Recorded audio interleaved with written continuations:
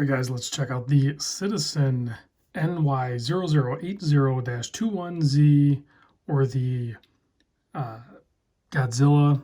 It's actually based on a totally new storyline, new characters, everything. Japanese anime called Singular Point Godzilla. I think it's something like that. Excuse my ignorance of it. I'm not a huge anime fan, but who knows? Maybe I'll check it out. It's using the Miyota caliber 8204, and here's the part number. The retail price, I'm not sure why there's two of them. I can't read that, so I don't know what that means, but if it was 38,500 yen, that would roughly convert to, as of today, around $350 US. But they were limited to only 500 pieces of the red, 500 pieces of the gray dial. The gray dial is still ny0080, but instead of -21Z, it's -39H. I'll see if I can put links to something in the description. I'll try. I'll at least put the part numbers with red and then gray.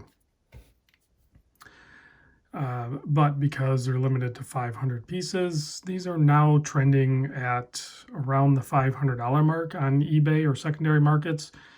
And I suspect they could keep going up. I think they're very popular because both the watch crowd, the watch,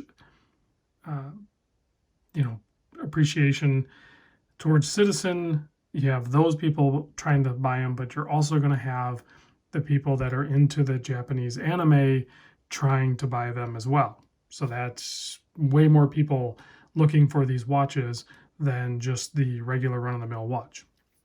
All right, case size on this. I grabbed a couple measurements for you because the way the case shape is, it's kind of like how the Seiko is, where it bellies out and stuff. It's a cushion case. So it's 42 from here to here, from the 3 to the 9. But if I measure at just the bezel, it's like 41.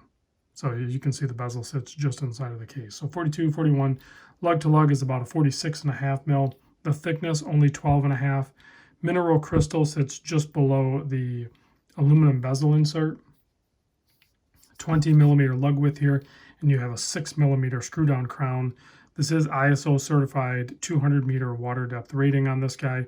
You can see a ProMaster signed crown with nice knurling. Yes, it's over at the 8 o'clock position, so it's a little weird. I mean, if you can't like wrap your head around spinning it the other way, then I mean you can spin it, move the watch this way and you can still do it. So nice pop to the crown when you unscrew it. And this movement, the 8200 series, actually hacks and winds, and then of course adjusts the time. And there's like no crown play in this thing, no wobble or anything. And for a crown of this size and how far it comes out to not have any wobble on that, I think they really improved construction of this just based off my old memory of the ny0040 series. So this one is just nicer movement, which I believe, I haven't purchased one in a while, so I believe even some of the current generation NY series non-limited ones, they're going to be using the 8204 movement in there. And if you look down here towards the base, you'll see Japan movement, and then you'll see the 8204 movement. And then on the dial on this one, of course, it is red. And what we're looking at there are the spikes or whatever on the back of the Godzilla anime character. So it took me a while to figure that out. I actually had to read a couple of articles because I'm looking at it and I don't see it. I don't get it, right? I kind of do, I guess. But maybe if I were a fan of that anime series, then I would see it a little more clearly. So I don't know. Let me know what you guys see. It might be something different that each person is going to see. So gone is the old underpants 12. That's a old reference to the previous dial design. The indice is much cleaner, and I think it doesn't really look like anything else other than just an oversized indice for 12. It's going to be fully loomed. It's going to have the Citizen Cool Blue lume to it, much like BGW9, but that's not what it is. It's their own mix. And then you have a nice polished handset with red tipped second hand and red outlined minute hand. day date, of course, and you're going to have dual language on the day. So it'll be English and then the characters there. So you can see they stuck with the knurling, or whatever you want to call it, the scallops on the bezel. I really like that about Citizen. They haven't deviated from that. I like that they keep that on their ProMaster divers. Also, big thanks to Jay for loaning this in. I wouldn't have been able to get my hands on one without that, Jay. I really appreciate it.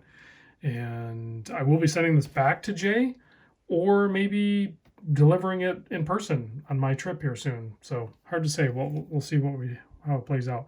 You also have that character on the case back there. It's hard to read some of this. The new 82 movement is magnetic resistant properties, all that good stuff. Here it is next to the iconic SKX. And I can kind of tell when I used to hold the SKX up to the earlier NY series watches, the 40, it was much smaller looking. It's a little bit bigger now. It's a little bit closer, in my opinion, to the SKX than it was previously. So I like the, at least I think. I'd have to go back and look at the old video to see if the sizes were the same, but looking at them here, it seems like it grew a little bit, but maybe not. So if we pop this guy on the wrist, you can see what it looks like on my 7 1/4 inch wrist. The strap is plenty adequate, I would say. It works fine for what its intended purpose is, and that's to hold the watch on your wrist. It actually curves around pretty good. I don't think it's pretty robust. I don't think it's going to like really break in. I think there's techniques you can do, like boil it or something that might soften it up a bit. I would probably tend to maybe look for a bracelet for it or something else. I don't know. But there it is on my 7 1/4 inch wrist. It's definitely thinner than a lot of the Seiko divers, because those are usually in the 13.5 range. This only being 12.5 is kind of nice. It would have been nice to see a sapphire crystal instead of a mineral crystal, but I mean, at its retail price of only $350, I guess it's fine. But in the future, I would like to see these Citizens, maybe some non-limited ones that are like cool colorways, and maybe increase the price a little bit if needed and add a sapphire crystal. But I do like the crown system improvement and the movement improvement. So we'll just take it as it goes, and hopefully they don't discontinue the automatic ProMaster altogether, because I think these are slept on quite a bit, and they are really good watches. 60-click bezel. There is, I wouldn't say any play really. There's just, I can feel like it kind of moved, but it's not really play. It's pretty crisp. I mean, it's not the best fidget spinner out there, but it does exactly what you need it to do. It needs to lock in and tell you your dive time, or whatever the heck you're timing, you're grilling your steaks, or whatever the heck you're doing. So let's kill the lights, check the lume on this thing. There you go.